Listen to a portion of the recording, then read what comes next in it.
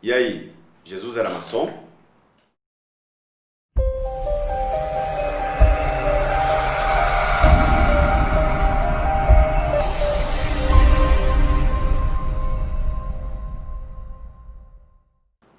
Fala galera, beleza? Aqui é o Beto. Léo, Marco?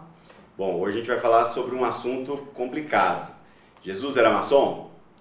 Beto, eu penso o seguinte, as pessoas precisam glamourizar o que elas vão falar. Se você vai falar de uma ordem que prega a felicidade, prega fazer o bem ao próximo e tudo mais, nada melhor do que você glamourizar falando daquele que mais fez isso e mais pregou isso, né, na terra. Mesma coisa que o Marco já citou uma vez, se você quer falar de alguma coisa da história e deixar isso bonito, cita a história do Egito dentro, cita a história da Grécia, bota a mitologia. Então eu acho que essa lenda, ela surge a partir disso daí. E você, Marco? Eu particularmente já discordo um pouco do Léo nessa história da glamourização. Eu penso o seguinte, eu acho que a pessoa, o irmão recém-iniciado, e não só os recém-iniciados, os mais antigos, eu já ouvi isso.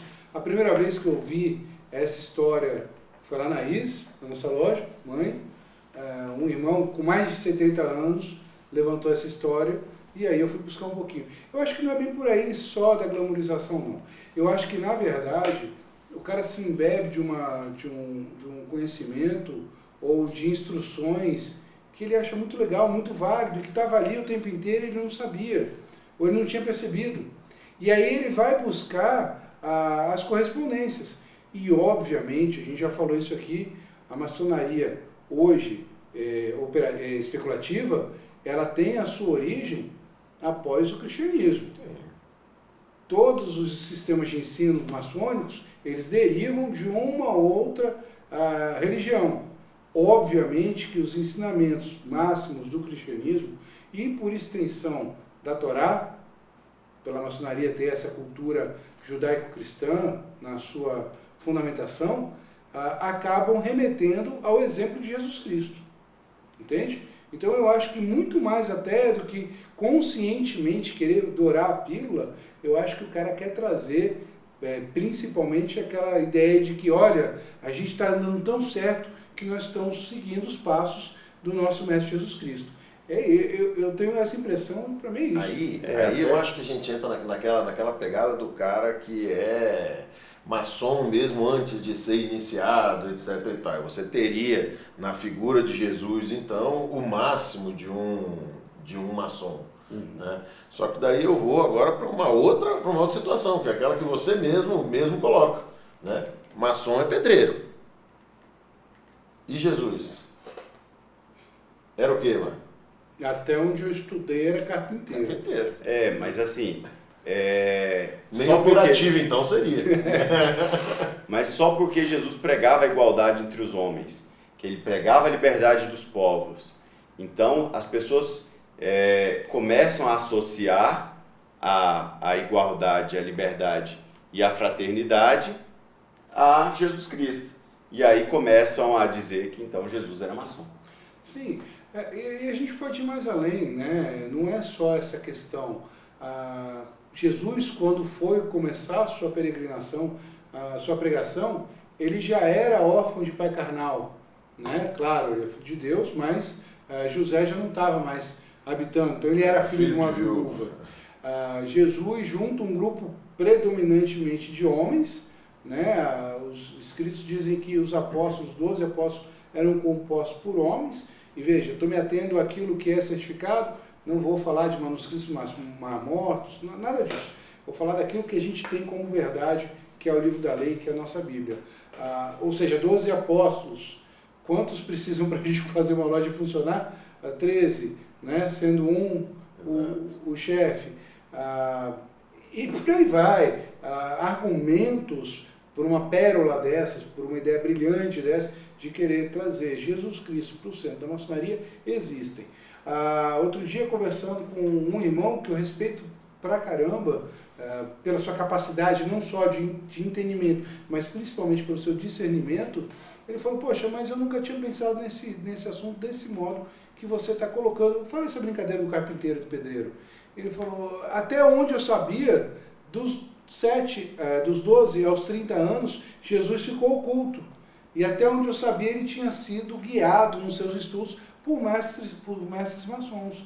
Aí eu falei, mas meu irmão, você não acha estranho que naquela época o único edifício vistoso daquela região era o Templo de Salomão?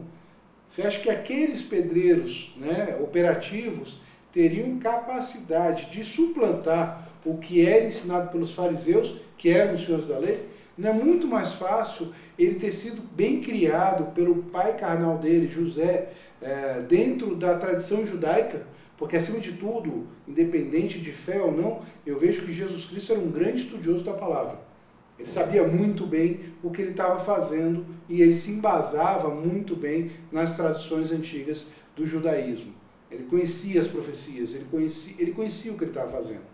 Né? Inspiração divina, capacidade própria, não sei. Mas ele sabia o que ele estava fazendo. Então era muito mais fácil o pai, que a gente sabe que vinha de uma família judaica tradicional, ensinar ele a ser um grande homem baseado naquele livro de moral que ele conhecia, que era a Torá, dentro dos preceitos judaicos, do que simplesmente ele ter sido abduzido por maçons alienígenas que levaram ele para outro canto e teorizaram alguma coisa. Nada mais é do que uma inversão total da coisa. Você pega uma ordem que tem dentro dos seus princípios cristãos, que são princípios defendidos tanto pelo cristianismo quanto por outras religiões e tudo mais, né? Você pega o líder dessa religião e joga ele para dentro. Na verdade é o contrário. Você tem uma ordem que se baseia em muitas coisas que eram pregadas por ele. É invertida essa situação. Eu acho que é justamente isso. Você está pegando a imagem no espelho e está atribuindo como a origem da criação de quem está gerando essa imagem. Ou seja, o observado está sendo mais importante do que o objeto. Né? Jesus Cristo não foi maçom, além dele ter sido carpinteiro. Nem operativo. Além dele ter sido carpinteiro, Jesus Cristo era a verdade, o caminho e a vida. Ele tinha a sua doutrina, ele tinha a sua ideia. Eu brinco muito com vocês quando eu falo que são 4 evangelhos para tentar explicar a passagem de um pouco mais de 30 anos na Terra, né, de Jesus Cristo. Querer transportar isso ainda para um enxerto maçônico, pera lá, é um pouco demais. Né? É um pouco demais. Pessoal, qual que é a relação dos graus filosóficos que a maçonaria tem, que vão até o 33, com a idade de Cristo, que ele morreu com 33 anos?